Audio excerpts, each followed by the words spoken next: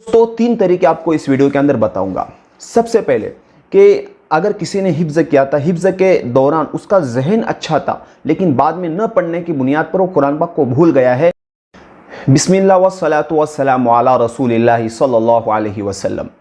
दोस्तों आज साथियों, आज के इस वीडियो में मैं आपको भूले हुए कुरान को याद करने के तीन तरीके बताऊंगा। अगर आपने इन तरीक़ों को अपना लिया तो आपका भूला हुआ कुरान वो दोबारा याद हो सकता है। क्योंकि दोस्तों कुरान पाक ऐसी चीज़ है, अगर आपने याद किया उसको, हिफ्ज़ किया उसको, बहुत मेहनत से किया, लेकिन आपने उसको नहीं पढ़ा तो वो आहिस्ता आहिस्ता धीरे धीरे आपके सीने से निकल जाएगा। क्योंकि कुरान पाक दो तरीके से इंसान भूल सकता है। एक तरीका तो ये है कि उसको पढ़े ही ना, अपने किसी मदरसे के अंदर, किसी मकतब के अंदर, किसी मस्जिद में आपने कुरान पाक को याद करने की तरतीब बनाई थी, याद किया उसको, किसी ने 15 पारे, किसी ने 20 पारे, किसी ने पूरा कुरान याद किया। उसको याद करने के बाद आपने उसको पढ़ा ही नहीं है और उसकी तरफ तवज्जो नहीं दी, तो दोस्तों आज साथियों एक ना एक दिन वो कुरान पाक आपके सीने से धीरे धीरे निकल कर ख़त्म हो जाएगा। इसी और दूसरा तरीका जो कुरान पाक को भूलने का है वो मासियत है, वो गुनाह है। वो गुनाह की बुनियाद पर इंसान कुरान पाक को भूल जाता है। क्योंकि बंदे का ताल्लुक़ जब रब से कट जाता है तो रब से जुड़ने वाली जितने चीज़ें हैं वो सब ख़त्म हो जाती है। क्योंकि गुनाह और कुरान पाक एक जगह कभी जमा नहीं हो सकते। जिस तरीके से आग और पानी एक जगह जमा नहीं हो सकते, इसी तरीके से गुनाह वाला दिल और कुरान पाक एक सीने में कभी जमा नहीं होंगे। या तो आपको कुरान पाक को सीने में जमा करना पड़ेगा या आप गुनाहों को दिल के अंदर लेकर बैठोगे। इसलिए दोस्तों अगर गुनाहों के अंदर ज़िंदगी गुजर रही है तो गुनाहों से जल्द अज जल्द तौबा करें, क्योंकि कुरान पाक आपके सीने में नहीं रह सकता। इसलिए दो तरीके हैं कुरान पाक को भूलने के। खैर, जब कुरान पाक बंदा भूल जाता है तो उसको याद करने के तरीक़े भी होते हैं। सबसे पहले तरीका है कि अल्लाह से तौबा व इस्तिग़फ़ार करे, आइंदा के लिए अल्लाह से आज़्म करे, अल्लाह मैं आगे कोई गुनाह नहीं करूँगा और मैं अच्छी ज़िंदगी गुजारूँगा। तो चलिए दोस्तों तीन तरीके आपको इस वीडियो के अंदर बताऊँगा। सबसे पहले कि अगर किसी ने हिफ्ज़ किया था, हिफ्ज़ के दौरान उसका जहन अच्छा था लेकिन बाद में न पढ़ने की बुनियाद पर वो कुरान पाक को भूल गया है, तो उसके लिए तरीका यह है कि वो कुरान पाक को रोज़ाना एक अपना टारगेट बना ले कि मुझे एक दिन के अंदर एक पारा दो पारा याद कर लेना है, चाहे कुछ भी हो। तो नमाज़ों का वक्त जो होता है, दिन के अंदर 5 नमाज है तो 5 नमाज़ों का वक्त मुतय्यन कर ले, मुझे हर नमाज के वक्त आधा पारा याद करना है। और उसके याद करने का तरीका ये होगा कि वो पहले अच्छी तरीके से नाजरा कुरान पाक देख कर अच्छी तरीके से पढ़े, मखरज की रियायत के साथ पढ़े।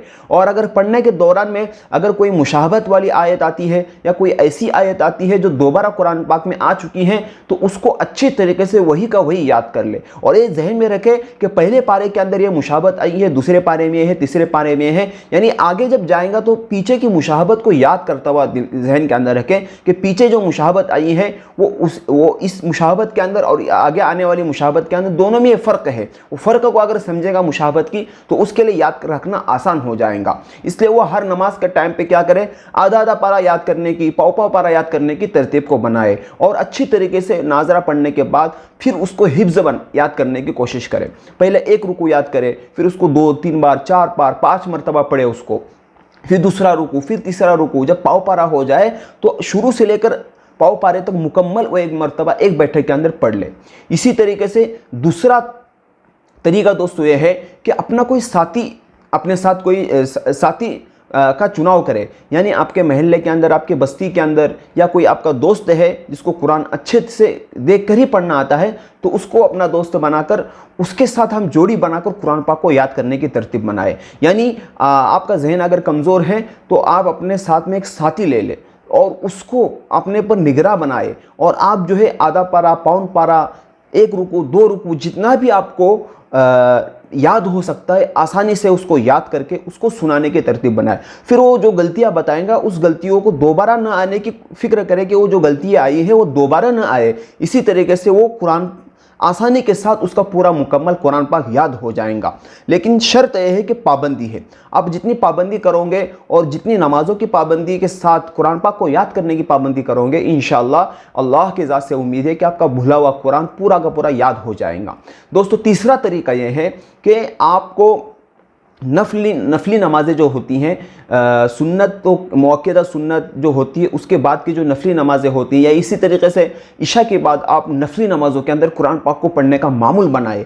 दोस्तों याद रखें, एक ऐसा मुअस्सिर तरीका है, आप सोच भी नहीं सकते, आप हैरान रह जाओगे ये तरीका अपना कर। मैंने खुद इस तरीके को अपनाया था अपनी पढ़ाई के दौरान, अपनी पढ़ाई के ज़माने के अंदर मैंने इस तरीके को अपनाया था, और आज भी अल्हम्दुलिल्लाह कुरान पाक बहुत अच्छा याद है। तो आपको नफली नमाज़ों के अंदर 1 रुकू 2 रुकू हर रकात के अंदर आपको पढ़ने की तरतीब बनानी है, और रोज़ाना आपको रोज़ाना की दिन के अंदर 5 वक्त की नमाज़ों के अंदर जो नफली नमाज़ें आती हैं, या आप एक्स्ट्रा नफली नमाज़ें पढ़ते हो, उसके अंदर आपको कुरान पाक का 1 रुकू 2 रुकू इसी तरीके से 1-1 पारा आपको रोज़ाना पढ़ना है इंशाअल्लाह। दोस्तों इस तरीके को अगर आप अगर अपनाओगे तो इंशाल्लाह दुनिया की कोई ताकत नहीं है कि कुरान पाक को आपके सीने से निकाले।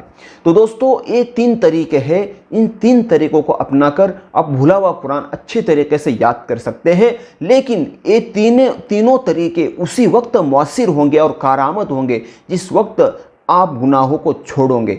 आँखों के गुनाह, कानों के गुनाह, ज़ुबान के गुनाह, दिल के गुनाह, ख़यालात में जो गुनाह आते हैं, इस सारे के सारे गुनाहों से जब अब अल्लाह से तौबा करोगे तो इंशाअल्लाह आप भूला हुआ कुरान आसानी से याद कर सकते हैं। और रमज़ान के महीने में आपको कुरान पाक को ज़्यादा कुरान पाक के ताल्लुक़ से ज़्यादा परेशान होने की ज़रूरत नहीं पड़ेगी। आप आसानी के साथ तरावी सुना सकते हैं, आप आसानी के साथ पूरा का पूरा कुरान पाक सुना सकते हैं। आप अगर ये समझ कर बैठ जाओगे कि मेरा तो कुरान भूल गया, अब मुझे कभी याद नहीं होगा, तो दोस्तों आप और ज़्यादा पस्ती में जाओगे। वो कुरान जो भूला हुआ है वो कभी आपको याद नहीं हो सकता। आपको कोशिश करनी है, मेहनत करनी है, तरीके अपनाने हैं, और अल्लाह से दुआ भी करनी है, ये अल्लाह तेरा कलाम पाक है, नूरानी है, इसकी मोहब्बत मेरे दिल में पैदा फरमा और इसको मुझे अच्छे तरीके से याद करा दे। दोस्तों हम जब पढ़ाई के ज़माने में पढ़ा करते थे तो हमने हिफ्ज़ के दौर के अंदर बहुत ज़्यादा मेहनत की थी। तो कभी इंशाल्लाह मैं इस पर वीडियो बनाऊँगा कि हमारा जो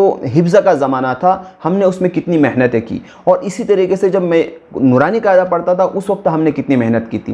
दोस्तों नूरानी कायदे में तो मेरा जहन बहुत कमज़ोर था, लेकिन हिफ्ज़ में अल्हम्दुलिल्लाह अच्छा हुआ था। तो मैंने जो अपने पढ़ाई के ज़माने में जो तरीके अपनाए थे उन तरीक़ों को मैंने आपको बता दिया। हमारे उस्ताद हाफिज़ फ़िरोज़ साहब माशाअल्लाह, अल्लाह रब्बुल इज़्ज़त उनकी उम्र में बरकत दे, उन्होंने मुझ पे बहुत मेहनत की थी, और उनका जो तरीका था पढ़ाने का वो बहुत ज़्यादा मुअस्सिर था। मैं इंशाल्लाह उस पर भी वीडियो बनाने की कोशिश करूँगा। तो दोस्तों ये जो 3 तरीके मैंने आपको बताए हैं, इसको आप अपना ले तो इंशाल्लाह दुनिया की कोई ताकत नहीं है आपको कुरान पाक के याद कराने से। तो चलिए दोस्तों इंशाल्लाह इसके बाद वाली वीडियो में मिलते हैं, तब तक अपना ख्याल रखना। अस्सलामु अलैकुम व